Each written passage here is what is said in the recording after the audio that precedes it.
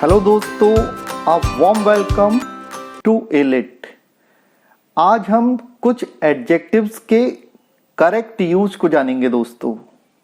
And our focus is gonna be on some and any, little, a little, the little, few, a few, the few, and each and every. Let's take the first one first. पहले बात सम और any की कर लेते हैं दोस्तों। ये ऐसे एडजेक्टिव होते हैं जो क्वांटिटी या डिग्री को दिखाते हैं। हिंदी में सम का अर्थ होता है कुछ और एनी का अर्थ होता है कोई। सम का प्रयोग ज्यादातर अफर्मेटिव सेंटेंसेस में और एनी का प्रयोग नेगेटिव और इंट्रोगेटिव सेंटेंसेस में ही किया जाता है दोस्तों। For example, he will buy some apples, he will not buy any apples. Will he buy any apples? पहले वाले वाक्य में सम का प्रयोग हुआ है क्योंकि वह अफर्मेटिव में है दोस्तों, और बाद के दो वाक्य जो नेगेटिव और इंट्रोगेटिव में है उसमें हमने एनी का प्रयोग किया है।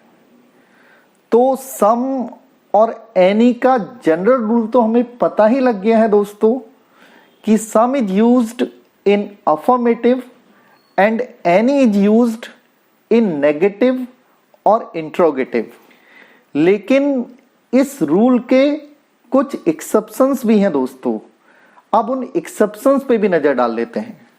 सम का प्रयोग वैसे तो हम अफर्मेटिव में ही करते हैं दोस्तों, लेकिन इसका प्रयोग हम इंट्रोगेटिव में भी कर लेते हैं अगर हमें किसी ऑफर या रिक्वेस्ट को प्रकट करना होता है। जैसे will you take some grapes? क्या आप थोड़े ग्रेप्स लेंगे? Could you lend me some money? क्या आप मुझे थोड़ा पैसा दे देंगे?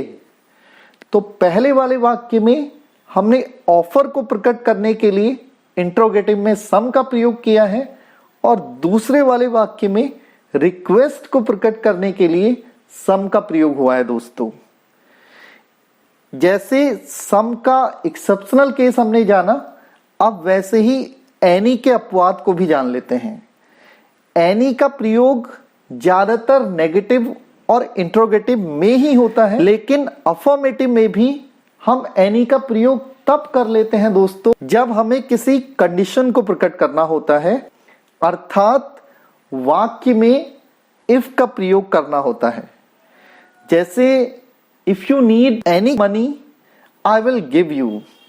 अगर आपको थोड़ा पैसा चाहिए होगा तो मैं तुम्हें दे दूंगा। इफ वाले अफर्मेटिव वाक्य में भी हम एनी का प्रयोग कर लेते हैं दोस्तों, और ऑफर और रिक्वेस्ट को प्रकट करने के लिए सम का प्रयोग हो जाता है दोस्तों। तो इन दो एक्सेप्शंस को जानने के बाद आइए अब सम और एनी से रिलेटेड इस एक्सरसाइज पे नजर डाल लेते हैं। You have 15 seconds to solve this and your time starts now.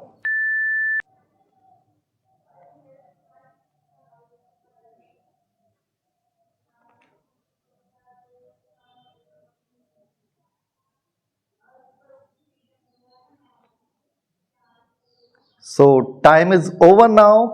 Here is the slide with correct answers friends. You can match your answers with it. Just have a look at this slide on your own friends. आइए अब हम little, a little, the little के बारे में जानते हैं।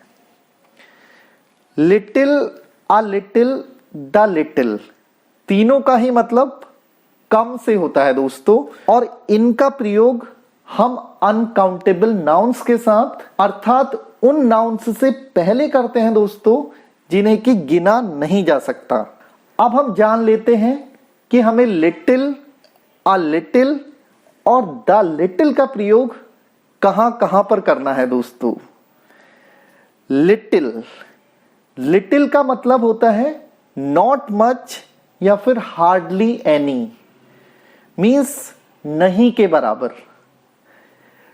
तो दूसरे शब्दों में बोले तो लिटिल का मतलब कम ही होता है, लेकिन नहीं के बराबर कम। It gives us the negative sense of something. जैसे हमें बोलना है कि उनके बचने की बहुत ही कम उम्मीद है, नहीं के बराबर उम्मीद है, तो हम आ लिटिल का नहीं सिर्फ लिटिल का प्रयोग करेंगे दोस्तों। तो हमारा वाक्य बनेगा there is little hope of his recovery. उसने अपने भाई के लिए बहुत ही कम कंसर्न शो किया था।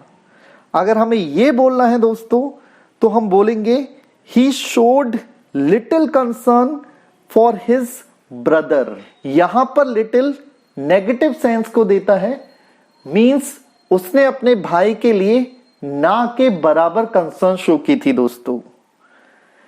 अब आ लिटिल की बात करते हैं। आ लिटिल का मतलब होता है सम, मींस कुछ। अब ये जो कुछ है इसका प्रयोग हम पॉजिटिव सेंस में करेंगे दोस्तों। इसमें हम दिखाएंगे कि कुछ है, इतना तो है जिससे काम चल सकता है। अगर हमें बोलना है उनके बचने की कुछ तो उम्मीद है, तो हम बोलेंगे there is a little hope of his recovery.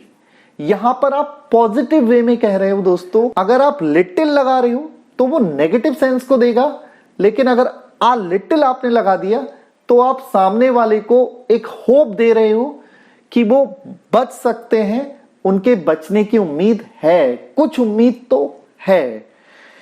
ऐसे ही अगर मुझे बोलना है उसने अपने भाई के लिए कुछ तो चिंता दिखाई थी पॉजिटिव सेंस में, तो मैं बोलूंगा he showed a little concern for his brother. तो आई कैन नॉट से कि उसने अपने भाई का ध्यान पूरी तरह नहीं रखा, थोड़ा बहुत तो उसने ध्यान रखा ही था दोस्तों। ऐसे ही अलेक्जेंडर पोप की एसे ऑन क्रिटिसिज्म में हम एक प्रोवर्ब पाते हैं दोस्तों, a little learning is a dangerous thing. यहां पर भी अ लिटिल एक पॉजिटिव सेंस को दिखा रहा है कि थोड़ा तो ज्ञान होता ही है, और जो थोड़ा थोड़ा ज्ञान होता है वो एक खतरनाक चीज ही साबित होता है। तो यहां पर भी अ लिटिल नेगेटिव नहीं पॉजिटिव सेंस को दिखाने के लिए प्रयुक्त हुआ है दोस्तों। तो लिटिल और अ लिटिल के प्रयोग को जानने के बाद अब द लिटिल पे आ जाते हैं। द लिटिल का अर्थ होता है not much but all there is, means ज्यादा तो नहीं लेकिन उतना सब जितना मौजूद है या मौजूद था। फॉर एग्जाम्पल मेरे पास जितनी भी थोड़ी बहुत जानकारी थी मैंने उसे दे दी। It means the little information I had I gave to him.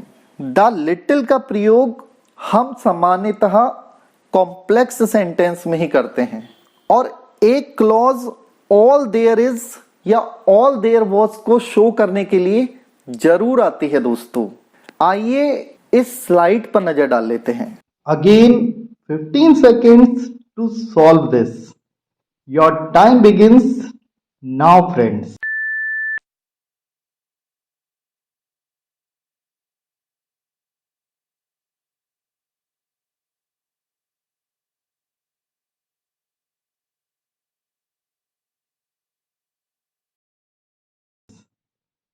Now the time is up.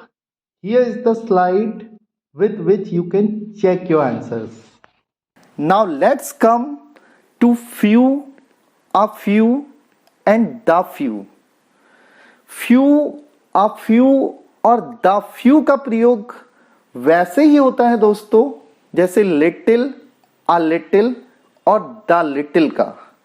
फर्क बस इतना है कि लिटिल, a little और the little हम अनकाउंटेबल नाउन्स से पहले लगाते हैं, और फ्यू, अ फ्यू और द फ्यू हम काउंटेबल नाउन्स से पहले।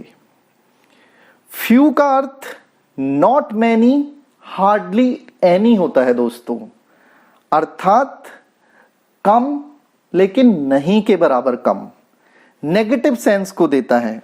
जैसे कुछ ही लोग होते हैं जो राज को दबा पाते हैं, तो हमारा सेंटेंस बनेगा few persons can keep a secret. Bharat में बहुत ही कम यानी कि नहीं के बराबर टाउन्स हैं दोस्तों जहां पब्लिक लाइब्रेरीज हैं।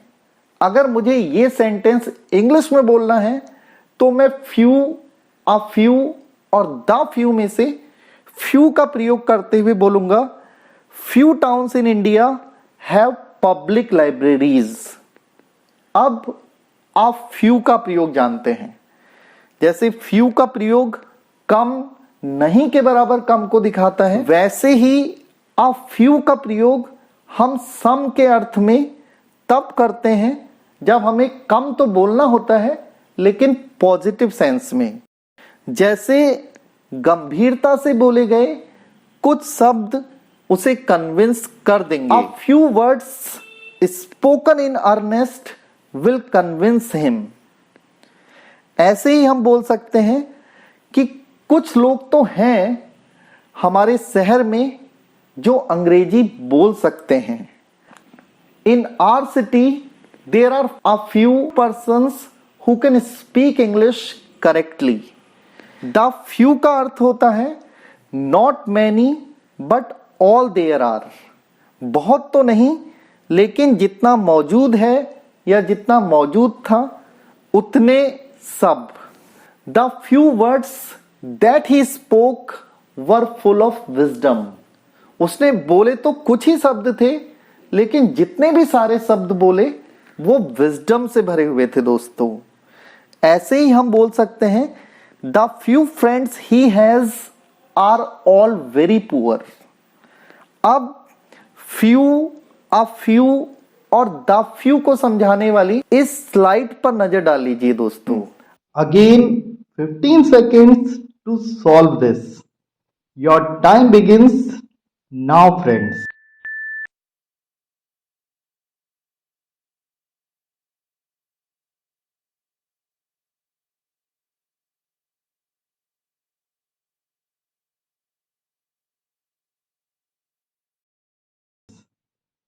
Now the time is up. Here is the slide with which you can check your answers. अब हम ईच एंड एवरी की बात करेंगे दोस्तों। ईच एंड एवरी दोनों का ही अर्थ एक ही जैसा होता है। ईच का अर्थ होता है प्रत्येक और एवरी का अर्थ होता है ईच विदाउट एक्सेप्शन, यानी कि प्रत्येक बिना किसी भेदभाव के, बिना किसी अपवाद के। अर्थात एवरी जो होता है वो ईच की तुलना में ज्यादा स्ट्रॉन्ग समझा जाता है दोस्तों। और ईच का प्रयोग हम दो जनों के लिए भी कर सकते हैं, लेकिन एवरी का प्रयोग तो हमेशा दो से अधिक जनों के लिए ही किया जाता है दोस्तों। और ईच और एवरी से रिलेटेड अगली बात जो हमें अच्छे से ध्यान रखनी है दोस्तों वो ये है कि ईच का प्रयोग एक समूह के अलग अलग इंडिविजुअल्स के लिए किया जाता है, जबकि एवरी का प्रयोग तो हम पूरे समूह को डिनोट करने के लिए करते हैं। Now the last thing about each and every is, each का प्रयोग तब किया जाता है जब किसी ग्रुप में शामिल इंडिविजुअल्स की संख्या लिमिटेड या डेफिनिट हो। अगर संख्या अनलिमिटेड है या इंडेफिनिट है तो वहां पर एवरी का प्रयोग ही सही माना जाता है दोस्तों। तो ईच और एवरी से रिलेटेड इन चार बातों को ध्यान रखने के बाद आइए अब इससे रिलेटेड कुछ एग्जाम्पल्स पे भी नजर डाल लेते हैं। Here is that slide friends. Your time begins now, friends.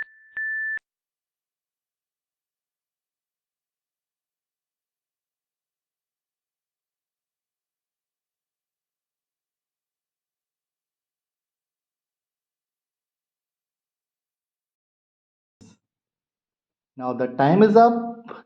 Here is the slide with which you can check your answers. With this, I end today's class, friends. Thank you very much.